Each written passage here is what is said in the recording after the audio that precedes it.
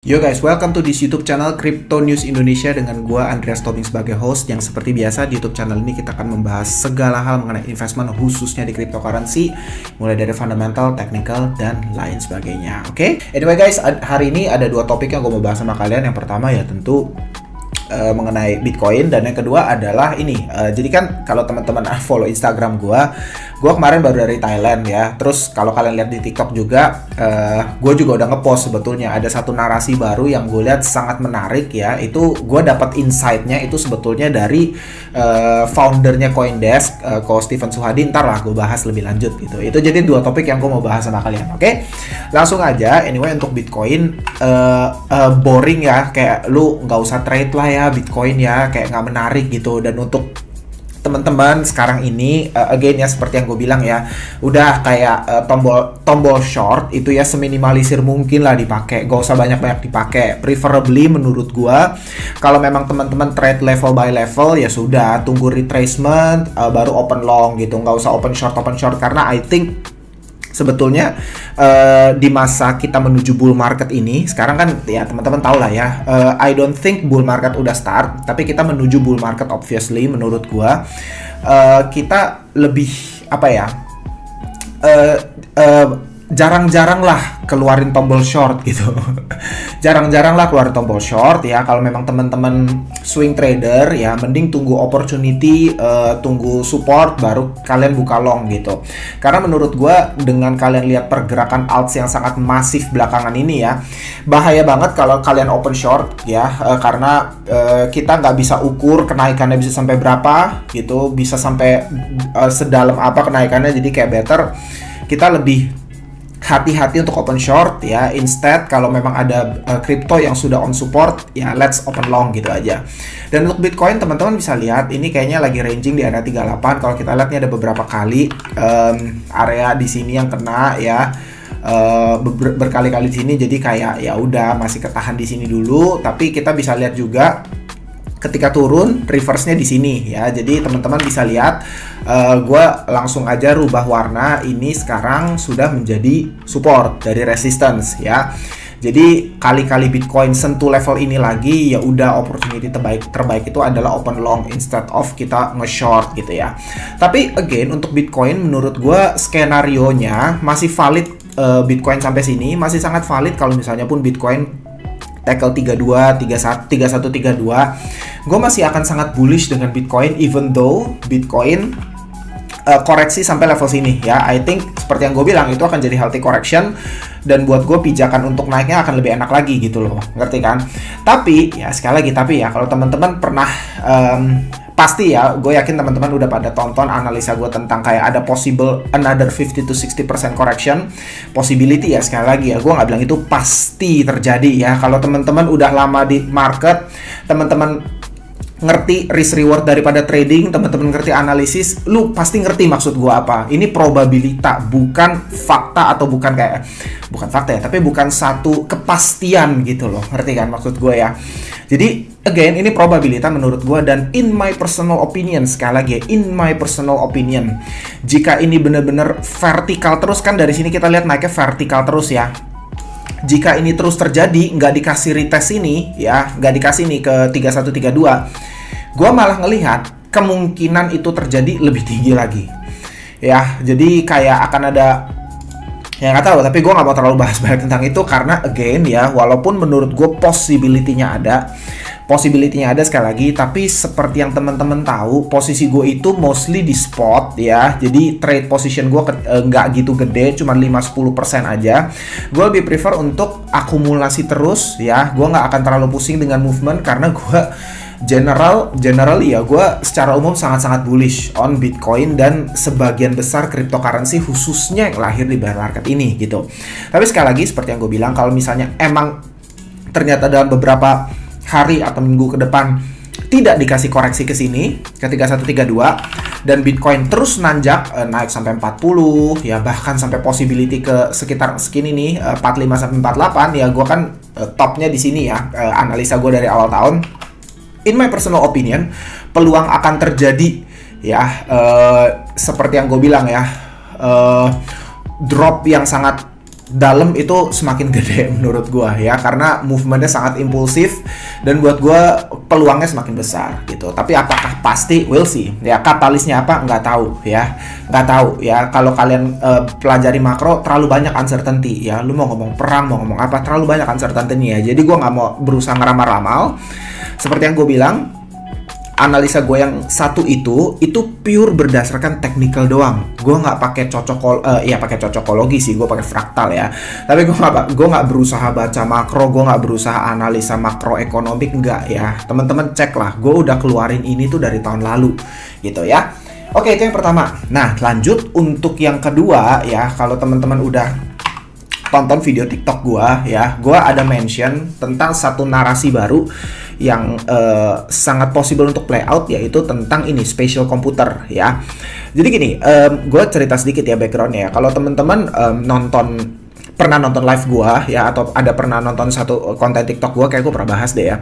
Intinya gue tuh belum bullish sama metaverse waktu itu ya, karena waktu itu di cycle sebelumnya teman-teman tau lah, metaverse crypto itu pump cuman pure makan naratif dari Facebook rebrand jadi Meta gitu ya. Jadi di sini nih teman-teman lihat nih ya, ini kan gue rubah jadi weekly chart ya. Kalian bisa lihat pump kenceng banget ya selama 1, 2, 3, 4, 5 minggu, 5 candle berturut-turut naik sampai 10x gitu ya. Teman-teman bisa lihat sebelum akhirnya fully retrace, bahkan turun di bawahnya. Kalian bisa lihat nih udah fully kalian bisa lihat kalian bisa lihat di sini udah, aduh ini shift gue emang suka agak error nih, gue harus ganti keyboard lagi. Nah, sudah fully retrace, udah drop 91% sampai ini, bahkan lebih ke 96%. Oke? Nah, kalau teman-teman ingat, teman-teman ada di market waktu itu, sebetulnya katalisnya ya yang terjadi di area ini sampai terjadi kenaikan gila-gilaan itu adalah ketika Facebook rebrand jadi Meta. Makanya suddenly semua orang jadi metaverse, narasi metaverse di retail market jadi kuat banget. Tiba-tiba semua orang ngomongin metaverse ya. Gue inget banget tiba-tiba, gue cerita sedikit ya, ada salah satu teman gue, ibu-ibu ya, tiba-tiba ngomongin metaverse ya. Gue langsung kayak, wah gila, ini bener-bener apa ya, gue di telinga gue tuh malah jadi warning ketika retail, ketika orang yang nggak pantau market dan ngomongin tiba-tiba, itu buat gue warning. Bisa jadi ini udah apa ya, terlalu panas dan bisa jadi akan banyak retail yang justru akan jadi exit liquidity ya. Nah, tapi jadi gini, makanya gue belum bullish sama metaverse waktu itu. Tapi pertemuan gue dengan Coach Steven itu ya, founder dari ICN, Indonesia Crypto Network, gue sempat ngobrol-ngobrol sama dia cukup panjang sampai akhirnya gue konten bareng dia. Kalian cek TikTok gue aja.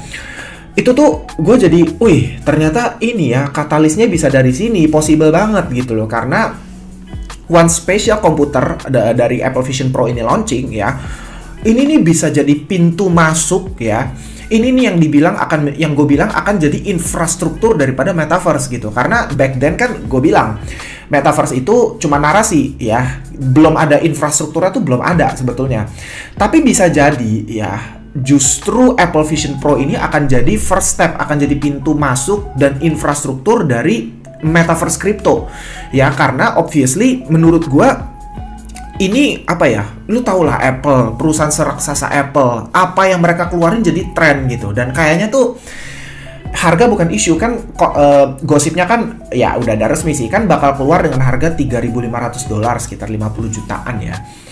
Mark my words ya, siapapun ya, ini teman-teman yang nonton ya, kalau lu punya duitnya, lu beli dan lu ada kesempatan ya, lu punya duit dan lu ada kesempatan beli ini, entah di kan katanya di Singapura kayak belum masuk deh, terakhir gue baca Jepang, Korea itu akan ke distribute gitu. Cuman ya intinya kalau lu beruntung dan beli, siapapun yang ngonten pakai ini, lu akan hit, sumpah lu pasti akan hit. Lu beli, lu bikin konten pakai ini ya, lu ngonten tentang Apple Vision Pro ya, lu akan ride the new trend, lu akan ride the new narratives, dan lu akan catch, bener-bener tangkep begitu banyak atensi di market. Gue pribadi jujur ya, kalau dapat akses, dapat kesempatannya, gue pasti beli ini. Ya, gue ada duit bisa beli, tapi again belum tentu lu dapat aksesnya, itu masalahnya. Belum tentu lu dapat akses untuk belinya. Gue lebih consider itu tuh yang kayak lebih kayaknya lebih sulit gitu untuk lu bisa dapetin akses untuk lu bisa beli gitu loh. Nah, itu sih yang gue mau bilang sama kalian. Jadi I think ketika barang ini keluar, barang Apple Vision Pro ini keluar, suddenly ya kalian akan bisa ngeliat wave, satu gelombang, satu ombak di mana retail market suddenly semua ngomongin metaverse, spatial computer, dan semua kripto yang mengusung narasi ini bakal kecipratan gila-gilaan. Bener, bakal kecipratan abis. Ini bener-bener bisa jadi satu leg, tapi bukan leg yang kayak gini nih, bukan yang kayak gini gue consider ya. Ini akan jadi kayak gue consider bisa jadi ketika dia bener-bener launching di kuartal 1 2024, metaverse crypto akan bener-bener mengalami yang namanya bull run, yang secara chart tuh jauh lebih oke gitu terlihatnya gitu. Itu yang gue bener-bener consider gitu ya, gitu. Itu yang bener-bener gue consider banget, dan ini kayak bakal jadi satu apa ya, narasi yang menarik gitu, yang gue obviously sangat pantau. Nah, kriptonya apa gitu? Kalau in case kalian ada yang nanya, nih kripto apa nih yang related? Ya obviously nomor satu metaverse lah ya. Ini gue cuman bukain aja, ini kripto yang mengusung narasi metaverse. Kalian bisa lihat ini gue cuman sort by market cap. Ada ICP, obviously ICP itu akan jadi apa ya, cloud service-nya untuk mereka gitu ya. ICP, terus ada render kan katanya punya partnership dengan Apple ya. Terus ada ini lainnya, lu lihat aja di sini, termasuk game-gamenya ya, kayak Sandbox, Decentraland, yang memang waktu itu di 2021 bener-bener makan narasinya metaverse gitu loh. Ini udah pasti, Sandbox mana ini yang makan narasinya metaverse, ini udah pasti. Dan kalian bisa lihat di sini ApeCoin semua, kalian bisa lihat nih ApeCoin ya. Ini hati-hati nih sama ApeCoin nih. Menurut gue menarik nih gitu. Walaupun kalau kalian pelajarin ini tokenomicsnya nggak predator gitu, tapi ya udah gitu. Nah, itu yang pertama untuk dari sisi metaverse. Terus ada juga kita ngomong gaming ya. Gaming ini kalian bisa lihat ini kripto top gaming crypto by market cap, kalian bisa lihat ini semua gitu ya. Lihat aja gitu. Gue sort by market cap gitu. Terus ada AI and big data gitu ya. Ini kalian bisa lihat. Ini kan punya korelasi semua ya sama metaverse ya. Ini kayak satu ekosistem menurut gua, metaverse, gaming, distributed computing, udah gitu AI and big data. Ini tuh kayak satu ekosistem gitu. Makanya gua ngelihat nggak cuma Sandbox mana atau Decentraland, tapi secara keseluruhan gitu, secara ekosistem apa aja yang bisa kecipratan gitu. Ini kripto yang related dengan AI and big data. Terus ada juga tentu distributed computing gitu ya. Kayak ini Filecoin yang paling tinggi market cap-nya. Terus ada ICP juga gitu kan, kayak kompetitor dengan Filecoin. Ada render lagi-lagi, ini semua gitu di sini ya. Macam-macam gitu. Atau kita lihat by volume ya. Ini kita bisa lihat by 24 hour volume. Ini mana yang lagi hot gitu ya, mana yang lagi dimakan sama market gitu. Apaan ini Agi? Buset, tiba-tiba coy. Lu pada tahu Agi nggak sih? Apaan nih? Gila, Agi masuk metaverse juga narasinya. Apaan sih ini Agi? Bentar. Generatif AI, oke. Ini apa ini Agi ini? Nakal sekali dia, tiba-tiba volume 24 hours spiking nih, lu lihat nih ya. Ini yang kayak gini-gini agak buat gua agak suspicious. Market cap 21 juta dolar ya. Lu lihat nih, market cap 21 juta dolar. Ini aja nih. Market cap nih 21 juta dolar, tapi 24 hour volume 662 juta dolar. 24 hour volumenya 33 kali lipat daripada current market cap-nya. Wah, gila. Ini kalau lu lihat ini nih bener-bener udah kayak tiba-tiba apa ya, volume transaksinya spiking sewah itu. Ya, ini banyak faktor nih biasanya nih. Ada market trend, investor sentiment, atau ada news gitu. Tapi gue penasaran sih sebetulnya ini ada apa dengan Delicium Agi ini ya. Coba ya kita tanya OpenAI. Ini favorit gue nih, gue paling suka nanya OpenAI. Gimana ya nanyanya? Oke. Gimana ya nanyanya ya? Ini aja, oke. Nah, kira-kira inilah pertanyaannya. Udah langsung aja lah tanyain lah ya. Gue tanya, you can see that Delysium 24-hour transaction increase rapidly even exceed their total market cap. And I noticed that there are huge transaction spike on Bithumb. Ini barusan gue cek juga. As we can see the AGI KRW nih yang gue tunjukin ya.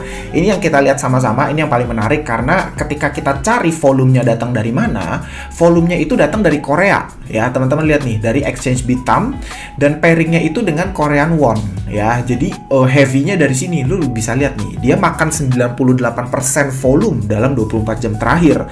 Jadi there must be something. Pasti ada sesuatu nih. Ada news tertentu kah di Korea, ataukah ada mungkin some investor Korea yang tiba-tiba suntik dana segitu gede, atau tiba-tiba ada, nggak tahu, karena menurut gue terlalu sus aja gitu, kayak spike-nya di Korea gitu, pairingnya dengan KRW gitu. Cuman gue tadi sempat ngeliat-liat gitu ya, nggak ketemu gue, bener nggak ketemu. Makanya gue coba tanya ChatGPT, terus gue coba cek Twitternya nih ada apa dengan Delysium ya.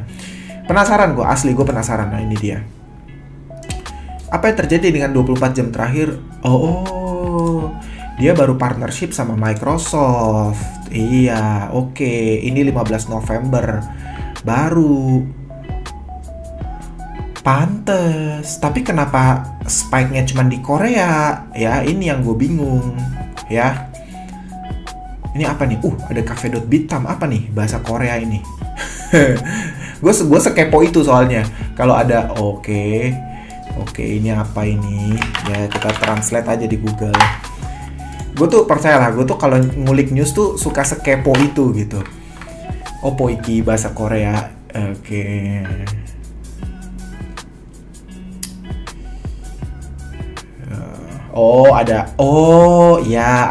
Ada trading competition dari Bithumb ya. Jadi ada trading competition di Bithumb, total hadiahnya 43 Ethereum. Oh ya, ini make sense ya. Jadi lu bayangin, ini udah kayak 2 combo gitu loh. Dia nggak tahu kenapa. Ya udahlah, nih cuman jawabannya terlalu general.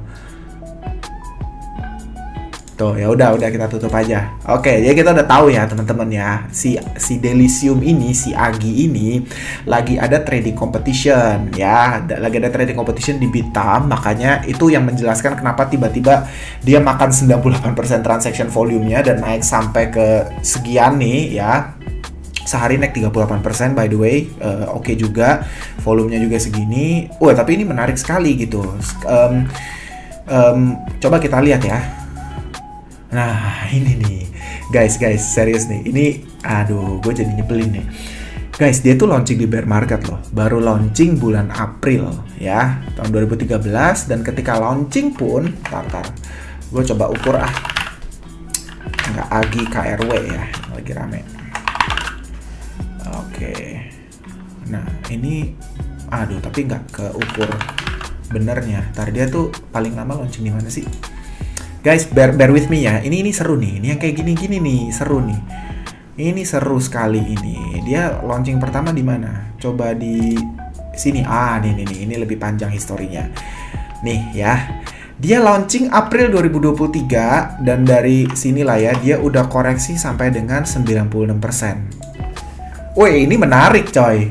Ini menarik nih. Ya seperti yang gue bilang ya. Nih kalau teman-teman ya lu kalau ngikutin gue udah lama tau lah, gue tuh berkali-kali bilang gue punya beberapa kriteria ya. Satu, lahir di bear market yang menurut gue bisa jadi jackpot sekali lagi ya, lahir di bear market. Dan tentu kita nggak langsung beli karena secara pattern, secara historic price action, kripto yang launching di bear market pun masih berpotensi untuk koreksi sampai dengan 85-95%. Jangan percaya gue, tesis gue dari mana, itu gara-gara gue ngelihat launching price-nya Ethereum ya, sesimpel itu sebetulnya. Nih lu lihat nih ya, gue keluarin teorinya dari sini. Nih Ethereum launching nih ya, Agustus 2015 drop sampai dengan 87%. Oke. Ini Ethereum loh, yang habis itu harganya ngeri banget sekarang, top 2 cryptocurrency by market cap ya. Dia aja ketika launching koreksi 87%. Makanya waktu itu lu kalau ikut gue lama, pernah ikut workshop gue juga, gue pernah bilang berkali-kali, yang namanya kripto ya, yang potensinya paling bagus yang launching di bear market yang launching di bear market. Dan yang kedua ya, possibility-nya adalah ketika lu belinya kapan, jangan langsung beli ya, kecuali lu dapat ICO ya, kecuali lu dapat airdrop atau ICO, itu lain cerita. Tapi kalau kita ngomong di spot market, di retail, mungkin peluang terbaik adalah lu beli ketika udah koreksi 85 sampai another 95% gitu loh. 85 sampai 95% correction lagi. Mungkin itulah waktu terbaik untuk buy. Tapi tentu ini gue masih consider ya, ini high risk play ya, high risk banget ya, apalagi market cap baru 21 juta dolar gitu ya. Obviously buat gue ini high risk high reward ya. Sekali lagi gue bilang, ini high risk high reward, resikonya tinggi tapi gainnya ya juga tinggi. Ya udahlah, gue beli aja lah. Ini kalau lu nonton video gue yang minggu lalu, tau lah gue tuh punya sekitar $1.000 nganggur yang ada di CoinEx, dan ya udahlah gue siap gue beliin gitu. Ini kayak Agi ini gue coba tes lah. Ini menarik sih menurut gue. Menarik nih ya, udah gue live buy aja ya depan kalian ya. Gue langsung beli aja. Gue kemarin $1.000 itu gue ada beliin satu kripto by the way ya. Makanya available gue sekarang tinggal 500. Gue belilah 250 dulu. Ya udah, beli 250 dulu kali-kali aja. Tapi ini ya, nih gue nggak di endorse sama sekali ya. Gue nggak di endorse CoinEx, gue nggak di endorse Delicium-nya. Sumpah deh, udahlah, lu kalau nggak percaya terserah lu lah, gue nggak peduli juga.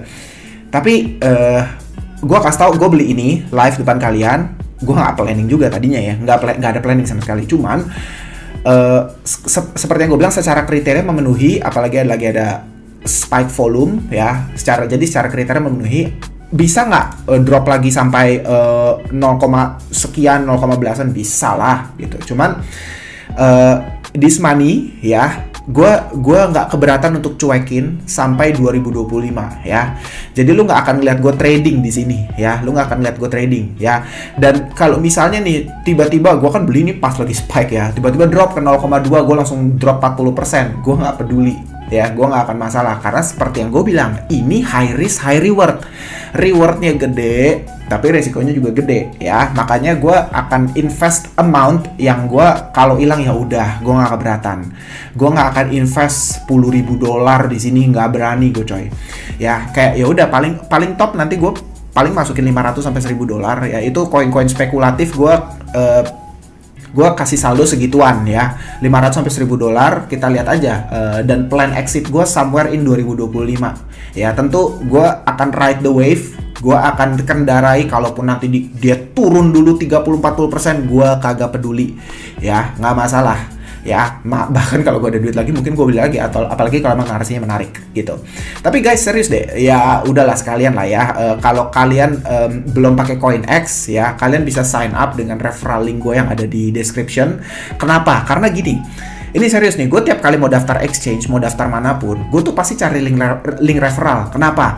Karena itu menguntungkan sebetulnya, kalau teman-teman tahu, menguntungkan kita sebagai user, menguntungkan si yang memberikan referral code-nya juga gitu. Dari sisi referral code ya pasti dia dapat trading fee dan dia dapat volume. Oke, itu fair lah.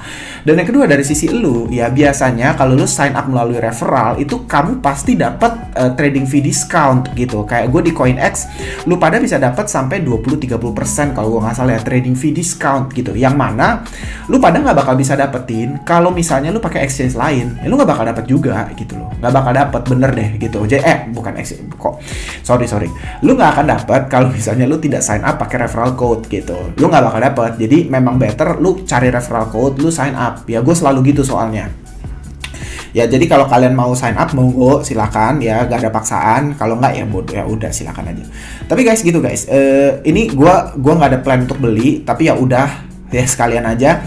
Tapi itu poin untuk video gue hari ini. Yang pertama kita udah bahas Bitcoin movement, dan yang kedua gue udah bahas mengenai ini Apple Vision Pro ya, metaverse naratif untuk next bull market, kira-kira seperti itu ya. By the way guys, let me know kalau kalian ada pertanyaan, kalau kalian ada yang mau didiskusikan, silahkan banget, gue sangat open ya. And okay, see you on the next video. Bye bye, God bless you all.